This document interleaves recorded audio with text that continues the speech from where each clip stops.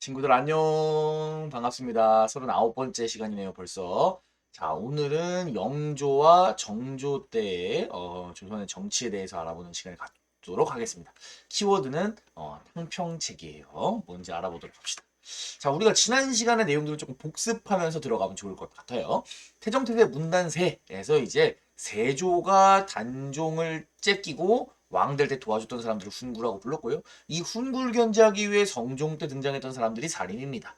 그리고 이 둘이 사활을 통해서 치고받고 싸우다가 결과적으로 최종적으로 남은 것들은 살인이었고 이 살인들이 붕당을 형성을 했다. 그런데 이 붕당 정치라고 하는 것들이 선조와 강희곤 때 붕당 정치가 시작됐다라고 한다면 인조만정 이후의 교종 때까지는 건강한 붕당 정치, 서로를 상호 견제하고 비판하는 그런 붕당 정치가 이루어졌다면 이 현종과 숙종 때를 거치면서 붕당 정치가 변질되었다는 얘기를 지난 시간에 했습니다. 얘를 둘러싸고 일어났던 소송이었던 예송이라고 하는 사건이 있었고요. 집권 정당이 수시로 왔다리 갔다리 하면서 권력이 급격하게 전환되면서 상대 당을 미친 듯이 공격했던 환국이라고 하는 사건 역시 일어났던 걸 여러분들이 공부를 했던 기억이 있을 겁니다. 자, 오늘은 그 뒤에 경종을 살짝 지나서 영조와 정조를 조금 공부를 할 거예요. 이 영조와 정조 때는 무슨 정치라고 부르냐면 우리가 탕평정치다라고 부를 거예요. 탕평책이라고 하는 정책을 실시한 게 탕평정치입니다. 이 붕당 정치의 변질을 조금 고치기 위해서 어떻게 하면 붕당 정치의 폐해를 극복할 수 있을까? 이런 내용들에 대해서 한번 생각했던 게 탕평 정치가 되겠습니다. 자, 그럼 한번 지난 시간에 숙종까지 했으니까 경종 때부터 한번 들어가 보도록 합시다. 예송과 환국을 거치면서 붕당들의 싸움이 더욱더 거세지고 그 과정에서 서인은 다시 한번 붕당이 나뉩니다. 노론과 소론이라고 하는 붕당으로 나뉘어요. 남인 같은 경우에는 뭐 몰락했다 이렇게 생각을 하시면 될 것 같고요. 자, 이 노론이랑 소론이라고 하는 붕당은 엄청나게 대립을 치열하게 했어요. 어느 정도로 치열하게 했냐면은 숙종 말에는 노론과 소론이 왕위 계승을 놓고 대립할 정도. 그러니까 숙종의 원래 세자는 경종입니다. 이제 숙종이 죽으면 경종이 세자로서 왕위에 올라야 돼요. 그런데 숙종도 그렇고 이 노론도 경종이 왕이 되는 걸 원치 않았어요. 그래서 경종의 다른 이복 동생인 연인군이라고 하는 사람이 왕이 되길 바랬는데 그래서 경종이 아니라 이런 다른 왕자를 대놓고는 아니지만 내심 지지할 정도로 그러니까 그 이전에는 우리가 분당이라고 해봤자 어떠한 정치적인 주제에 대해서 서로 의견이 다른 거였는데 이제는 아예 뭐 다음 왕을 누가 할 건지 막 이런 부분들에까지 분당이 어떻게 보면 개입한다 이렇게 볼 수 있을 것 같아요. 물론 숙종이 건강이 안 좋아져서 일찍 어 뭐 사망을 하게 되면서 나이가 일찍 죽은 건 아니에요. 이제 연인군에게 넘겨주지 못하고 생각보다 일찍 죽게 되면서 경종이 이제 원래대로 왕위에 오르는데 성공은 하지만 경종이 왕위에 오르고 나서도 사실 노론은 왕이랑 사이가 안 좋았습니다. 오히려 노론 말고 소론이라고 하는 이제 분당이 경종이랑 사이가 좋으면서 왕권을 이용해서 노론을 뭐 견제하려는. 그러니까 어떻게 보면 분당 정치에 이 두 개의 분당이 싸우는데 왕이 끼어 있는 느낌이죠. 그러니까 그 정도까지 이제 분당 정치가 왔다 이렇게 생각을 하면 좋을 것 같습니다. 경종 때는 실제로 이 노론 세력들이 왕권을 위협하기도 했고요. 경종이 상당히 젊은 나이임에도 불구하고 경종이 아들이 없기는 했어요. 근데 경종이 아들이 없어도 어린 나이기 때문에 충분히 조금 아들을 생산할 때까지 기다릴 수도 있었는데 너 아들 없으니까 빨리 동생 세자로 책봉해 막 이런 식으로 노론이 압박하기도 하는 등 그러니까 왕권을 위협하기도 했었던 모습들을 확인할 수 있습니다. 그러니까 여러분은 중학교 수준에서는 자세하게 공부할 필요는 없고 숙종의 환국 이후에 붕당 정치는 더욱더 거세게 서로에게 비판적이고 대립을 각을 세웠으며 그러한 양상이 매우 심각했다. 그냥 이 정도 매우 심각했다 정도로만 생각을 해주시면 좋을 것 같습니다. 자, 이러한 상황에서 경종이 죽고 나서 즉위한 게 경종의 동생이었던 연인군 영조입니다. 자, 영조는 자기가 성장하는 과정에서 이 분당이라고 하는 것들이 서로 강력한 힘을 가졌을 때 얼마나 정치에 해가 되는지를 알았을 거예요. 그렇기 때문에 실시했던 정책이 오늘의 가장 중요한 정책인 탕평책 되겠습니다. 자, 탕평책이라고 하는 것은 뭐냐? 정치를 함에 있어서 어느 당파에 치우치지 않고 인재를 고르게 기용하는 정책이 탕평책 되겠습니다. 그리고 이 탕평책을 실시해서 붕당에 얽매이지 않고 골고루 인재를 등용하는 정치가 탕평 정치다. 분당 정치의 폐해를 극복하고자 했다. 이렇게 여러분이 체크를 해주시면 좋겠습니다. 자, 그래서 이 영조 시기에 또 대표적인 요리가 있어요. 바로 궁중 요리인 탕평채 되겠습니다. 그래서 찾아보니까 이 영조라는 사람이 탕평채라고 하는 요리를 개발한 것은 아니지만 영조의 탕평채과 이 탕평채라고 하는 음식이 연관이 있다고 합니다. 이 탕평채라고 하는 요리는 뭐 여러 가지 것들을 넣어가지고 버무려 먹는 음식이긴 한데 보통 메인으로 들어가는 게 네 가지 정도는 정해져 있다고 합니다.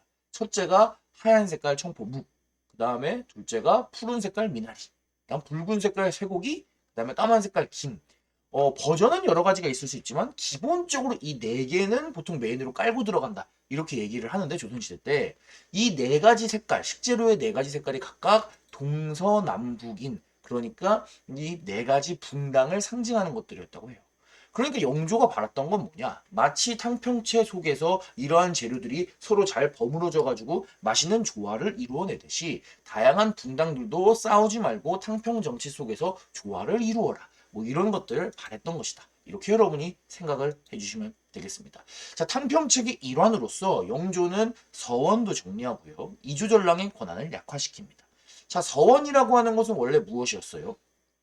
지방에 있는 일종의 사립학교로서 사림들이 세워서 성리학을 교육하고 성리학 선현들에 대한 제사를 지내는 공간이었는데 이것이 학교가 그냥 쭉 가면 상관없는데 시간이 지나다 보니까 그 학교 출신, 서원 출신들끼리 분당으로 뭉치면서 일종의 분당의 근거지로 변질되게 됩니다. 그래서 영조는 거침없이 서원을 정리했던 거고요. 이조 전랑 같은 경우에는 우리가 옛날에 공부한 적이 있죠. 사림이 분당이 될 때 그 근원이 되었던 것이 바로 이조 전랑이었습니다. 이조 전랑제를 누가 맡을지를 두고 처음에 동인과 서인이 갈렸던 거잖아요. 그런 것처럼 이런 문제가 되었던 이조 전랑 너무 권한이 막강하기 때문에 이것으로 갈등이 생긴다. 이것의 권한을 약화시켜야겠다. 그래서 약화시키기도 합니다. 자, 몇 가지 읽기 자료를 읽고 넘어가 보도록 하겠습니다. 영주실록이에요. 분당의 폐해가 요즘보다 심했던 적이 없었다. 근래에 와서 인재 임용이 분당에 들어있는 사람만으로 이루어지고 있답니다. 조정의 대신들이 서로 공격하여 공론이 막히고 서로를 반역자라 지목하니 선악을 분별할 수 없게 되었다. 한 조정 가운데서 공격을 일삼고 한 집안에서 싸움만을 서로 계속하고 있으니 이러면 정치와 나라가 어떻게 되겠는가. 그죠? 분당에 따라서 인재가 등용되고 상대 분당에 있는 사람들을 반역자라고 공격하는 것들은 예전에 건강한 분당 정치가 아니라 분당치가 심하게 변질된 모습에 대한 비판이라고 할 수 있겠죠. 그래서 이러한 부분 때문에 탕평책이 실시가 되었다. 이렇게 생각해 주시면 좋겠습니다. 자, 임금이 말하기를 선대 임금께서 서원 가운데 보존하도록 명한 것은 내버려 두고 나머지는 비록 주자가 누굽니까? 주자. 성리학을 만든 사람이죠, 중국에. 그 성리학을 만든 주자를 모시는 서원일지라도 그럼에도 불구하고 마땅히 헐어서 없애버려야 된다. 서원을 건립한 것이 어찌 높이고 사모하는 원래 추구하고자 했던 그 참된 마음에서 나왔겠는가? 그런 것들을 빙자해서 사사로운 이익, 내 분당의 편을 늘리고자 하는 그러한 마음밖에 없다. 도리어 옛날의 현인에게 오욕을 끼치는 것이다. 그러니까 서원 없애버려야 된다. 라고 하는 얘기입니다. 강하게 분당의 폐해를 극복하고자 하는 영조의 모습을 확인할 수 있는 읽기 자료였네요. 자, 영조의 정책을 세 가지 정도 더 보고 넘어가도록 하겠습니다. 자, 네 번째 균역법은 세금과 관련된 제도예요. 자, 조선의 세금 우리 몇 번 봤습니다. 정리하도록 합시다. 첫째, 일단 조세가 있어요. 농사 지은 것 중에 일부를 내는 거. 그죠? 자, 두 번째, 역. 쉽게 말하면 군역이죠. 군대 가는 거. 그리고 세 번째, 공납입니다. 집집마다 지역의 토산물, 특산물을 내는 거였죠. 근데 이 중에 지난 시간에 하나 해결됐던 게 있어요. 맞아요. 뭐야? 그죠? 공납은 해결됐어요. 특산물 내는 게 아니라 쌀이나 돈으로 내는 대동법으로 바뀌었어요. 자, 그럼 오늘 배우게 될 균역법은 뭐랑 관련이 있는 거냐? 대동법이 공납과 관련이 있다면 균역법은 군역과 관련이 있었습니다. 자, 조선시대에는 16에서 60세의 남성들은 군대에 가야 됐죠. 그런데 군대에 가게 되면 거기 계속 있어야 되니까 부담이 너무 컸어요. 그래서 군대를 기피하게 되고 조선에서는 어떻게 되냐?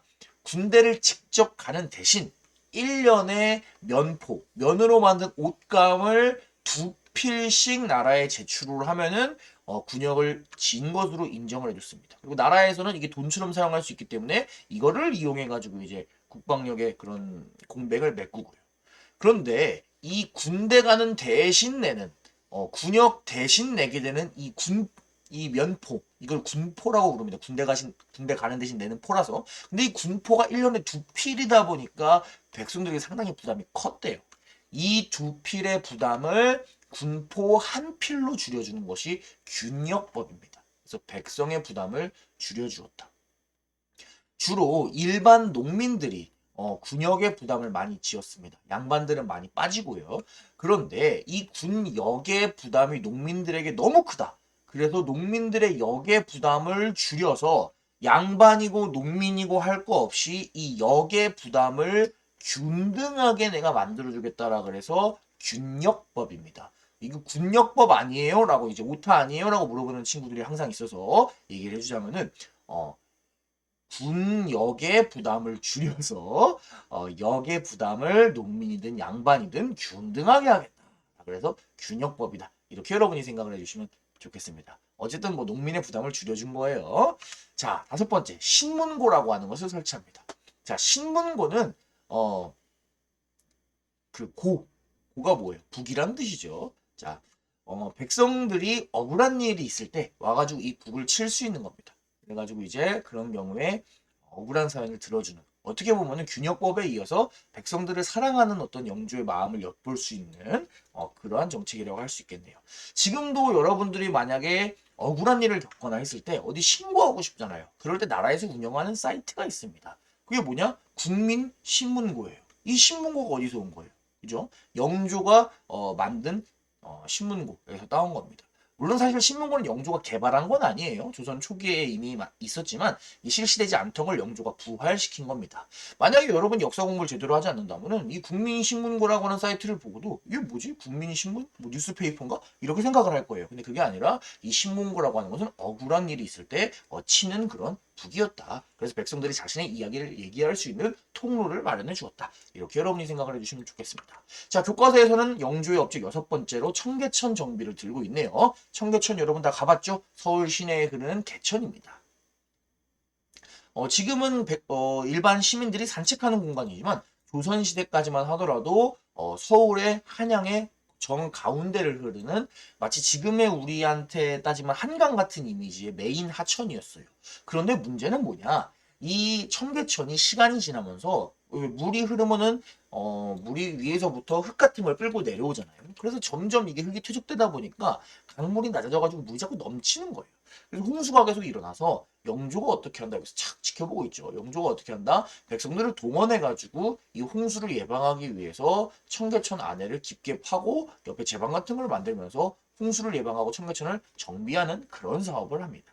그런데 보통 이렇게 나라에서 일이 있을 때 백성을 동원하면은 그냥 백성 동원해가지고 일을 하는 거예요. 그런데 영조는 어떻게 했다? 여기서 일하는 사람들에게 임금을 지불했다. 라고 하는 기록이 있어요. 그러니까 어떻게 보면은 지금으로 생각하면 당연한 거지만 옛날로 생각하면 시대를 앞서간 거죠. 그래서 홍수를 예방하면서 동시에 일자리 창출까지 했던 일석이조의 정책이 청계천 정비였다. 이렇게 여러분들이 생각을 해주시면 좋겠네요.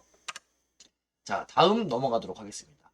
세종태세 문단세 예성연중 인명선 광인효연 숙경영 그 다음에 정이죠. 자, 그런데 이 정조 영조 다음에 왕이 되는 정조는 영조의 아들이 아닙니다. 영조의 손자예요. 그럼 중간에 껴있는 영조의 아들은 어떻게 됐냐? 그 사람이 바로 그 유명한 사도세자입니다. 자, 사도세자, 영조의 아들이자 정조의 아버지. 어렸을 때 되게 총명했다고 합니다. 영조가 40대 돼가지고 낳은 아들이에요. 지금이야 40살이 별로 많은 나이가 아니지만 옛날 같은 경우에는 굉장히 뭐 나이가 많은 축이라고 볼 수 있죠. 그러니까 늦둥이였던 거예요. 늦둥이로 얻은 아들인데 내 후계자를 삼아야 되는 아들인데 어렸을 때 되게 총명했다고 해요. 그래가지고 영조가 보면서 되게 큰 기대를 했고 이 아이를 내가 정말 잘 키워가지고 훌륭한 조선의 왕으로 만들어야겠다. 이렇게 생각을 해서 어릴 때부터 정말 엄격하게 교육을 시키고 신하들 앞에서도 일부러 더 엄하게 대하고 막 그런 모습을 보여줬다고 해요. 그런데 사도세자가 커가면서 영조의 기대에는 미치지 못하는 거예요. 그래서 영조가 계속해서 사도세자에게 실망하게 되고 영조 입장에서는 사도세자가 좀 더 잘했으면 좋겠어서 그런 거였겠지만 막 신하들이 있는 앞에서 더욱더 잘하고 대놓고 혼내고 막 압박 주고 이러다 보니까 사도세자 입장에서는 뭐 공부나 이런 거에서 좀 더 거리가 멀어졌을 거고요. 실제로 사도세자가 뭐 무예를 연습한다거나 뭐 활을 쏜다거나 뭐 말을 탄다거나 이런 부분들에 대해서 굉장히 잘하고 재밌어 했다. 뭐 전쟁놀이, 약간 막 장군으로서의 뭐 군대를 지휘하고 이런 것들을 굉장히 좋아하고 흥미로워했다. 뭐 이런 기록들도 남아 있어요. 그러니까 그런 것들 하나하나가 다 영조한테는 마음에 안 들었겠죠. 얘가 빨리 공부를 해가지고 훌륭한 왕이 돼야 되는데 그런 것만 하고 있으니까 뭐 하는 놈이야? 뭐 이렇게 생각을 했겠죠. 그러면서 결국에 계속 그런 것들이 쌓여서 아버지와 아들 사이의 관계가 나빠지게 되고, 아버지는 아들을 볼 때마다 굉장히 막 화를 내고 압박을 하게 되고, 그런 아버지가 아들을 너무 무섭고, 이런 것들이 몇 년 동안 지속되다 보니까 결국에 이 정서적 학대라고 볼 수 있죠. 이런 것들이 계속 당했던 사도세자가 이 정신병이 오게 됩니다. 예, 광증이라고 하는데 이제 기록에는 어, 미쳐버리게 돼요. 그래서 정신이 요즘으로 따지면 막 왔다 갔다 한 거예요. 그러니까 평소에는 괜찮은데 이게 한번 뭐 스트레스를 받거나 정신이 획가닥 돌아버리면은 막 미쳐가지고 막 칼을 뽑고 궁녀들이나 자기 주변에 내시들을 막 죽여버리는 거예요. 막 몇 명씩. 그래가지고 사도세자의 목숨을 잃은 사람이 수십 명이 되었다고 하니까 상황이 심각하다고 볼 수 있죠. 근데 또 깨어나면 멀쩡한 거예요. 아, 내가 이러면 안 되는데 왜 이러지? 정신 차려야지. 막 이렇게 후회를 하고. 그래서 이거를 고치기 위해서 사도세자가 막 여기저기 약을 알아보는 그런 기록도 있어요. 근데 결과적으로는 그런 정신병을 고치지 못했고요. 영조는 결국에 이러한 사도세자 이대로 가면 안 되겠다라고 생각을 해서 결국에 사도세자를 폐위시키기로 결정을 합니다. 그리고 이 뒤주라고 부르죠. 곡식들이 이제 습기를 차거나 아니면 쥐가 먹거나 이런 것들을 방지하기 위해서 나무로 만든 통풍 잘 되는 박스예요. 뒤주는. 이 뒤주라고 하는 박스에다가 사도세자를 들어가라고 명령을 내립니다. 그리고 뚜껑을 닫고 음식을 주지 않아요. 그래가지고 며칠 뒤에 이 안에서 사도세자가 결국에 굶어 죽는 사건이 발생을 합니다. 어떻게 보면 굉장히 비극이죠. 아버지의 손으로 아들을 굶겨 죽게 만드는 참 슬픈 비극인 것 같아요. 그러한 사건이 또 이제 사도세자의 이야기가 되겠습니다. 2015년에 나온 영화 사도라고 하는 영화가 있는데 여기서 이 두 배우 송강호와 유아인 배우가 굉장히 정말 연기를 잘했어요. 그래서 이걸 여러분이 보게 되면은 사실 좀 무거운 주제여서 즐겁게 볼 수 있는 영화는 아니긴 하지만 역사적으로 상당히 웰메이드 영화다 이렇게 얘기를 할 수 있을 것 같아요. 자, 아무튼 사도세자가 사망을 하고 그 다음에 왕위에 오른 게 그의 아들 정조입니다. 자, 정조가 했던 일 마찬가지로 6가지 보고 수업 마칠게요. 정조는 할아버지였던 영조를 계승해서 탕평책을 또다시 실시를 합니다. 물론 영조의 탕평책과 정조의 탕평책의 성격이 약간은 달라요. 그런데 선생님이 생각하기에는 중학교 수준에서는 굳이 그렇게까지 구분할 필요는 없을 것 같고 그냥 정조 때도 영조 때와 마찬가지로 탕평정치를 실시했다. 이 정도 생각해 주시면 좋을 것 같아요. 자, 정조는 궁궐 안에 규장각이라고 하는 걸 설치를 합니다. 일종의 왕실 도서관이고요. 여기서 학문도 연구하고 인재도 양성하고 책도 편찬한 그러한 기구입니다. 상당히 멋있게 생겼네요. 자, 그런데 규장각에서 특이한 점은 뭐냐면 정조가 되게 다양한 사람들을 데리고서 인재로 썼습니다. 분당에 가리지 않고 쓴 것뿐만 아니라 기존에 조선에서 등용받지 못했던 서울 출신들까지도 등용을 해서 규장각에서 활약하게 판을 깔아줬어요. 서울이라고 하는 것은 뭐냐? 서자 플러스 얼자를 우리가 보통 서얼이라고 부릅니다. 서자는 무엇이냐? 아버지는 양반인데 어머니는 일반 평민. 그래서 양반과 평민 사이에 태어난 자식들을 이제 서자라고 부르고요. 얼자 같은 경우에는 뭐냐? 서자보다도 더 차별받는 사람들이죠. 아버지는 양반이지만 어머니는 노비 신분인 그런 사이에서 태어난 사람들을 얼자라고 부릅니다. 그래서 합쳐서 서얼이라고 부르던데 이들은 조선 초기부터 관직 진출에 제한이 있는 등의 차별을 받았어요.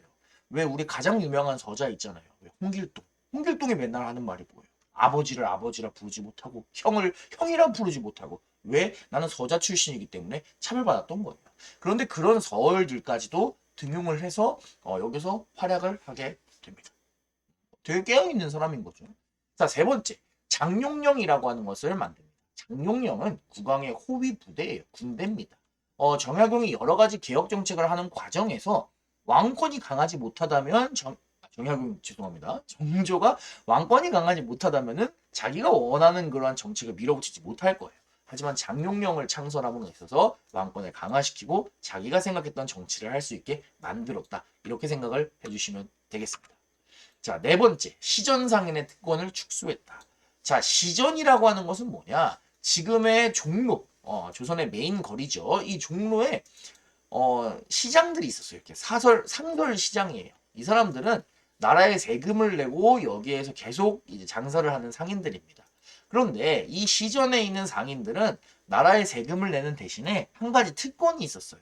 뭐냐면은 허가받지 않고 자기가 그냥 아름아름 물건들을 갖고 와가지고 장사하는 사람들 있잖아요.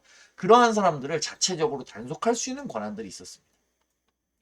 그런데 정조가 생각하기에 이런 것들을 단속하니까 좀 상업활동이 위축되는 것 같다. 그래서 시전 상인들은 이미 시전이라고 하는 좋은 곳에서 장사를 잘 하고 있으니까 이 시전 이외에 다른 장소에서 조금 자체적으로 장사를 하는 사람들의 상업활동을 조금 보장해주자라고 해서 시전 상인들의 이러한 다른 상인들에 대한 자체 단속권 이런 것들을 좀 없애버렸습니다. 그래서 자유로운 상업활동을 보장했다. 이렇게 얘기를 할 수 있을 것 같아요. 이것도 상당히 깨어있는 그런 정책인 것 같네요. 자, 다섯 번째. 노비의 처우를 개선했다. 도망 노비의 추격을 폐지했다. 무슨 말이냐? 노비 같은 경우에는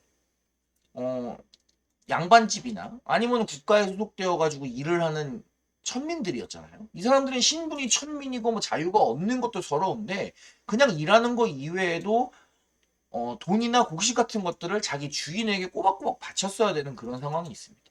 그런데 이제 그런 부분들을 조금 부담을 줄여주었어요. 너 내고 있는 거 조금만 내도 돼. 내가 좀 깎아줄게. 이러한 정책인 거예요.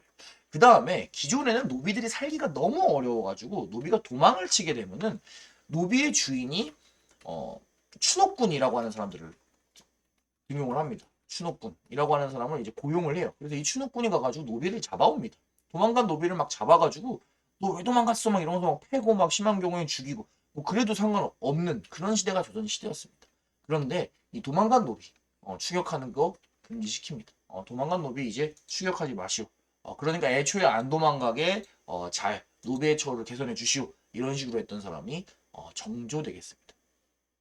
이 추노라고 하는 말이 굉장히 흘러간 드라마의 제목이잖아요. 여러분은 모를 거예요. 한 10년도 더 된 드라마인데 이게 요새 선생님이 인터넷에서 되게 추노라고 하는 말을 많이 접하게 됩니다. 주로 인터넷 방송을 하는 BJ들이 이 추노라고 하는 단어를 도망간다라고 하는 뜻으로 쓰는 경우가 굉장히 많더라고요. 그리고 여러분도 도망간다를 추노한다 뭐 이런 식으로 표현을 하는 친구들이 굉장히 많았는데 추노라고 하는 역사 용어를 사용한 거는 굉장히 높게 평가합니다. 그런데 뜻을 잘못 알고 있어요. 추노는 도망가는 노비를 추격한다는 뜻이에요. 그러니까 도망간다가 아니라 도망가는 사람을 따라간다는 뜻이에요.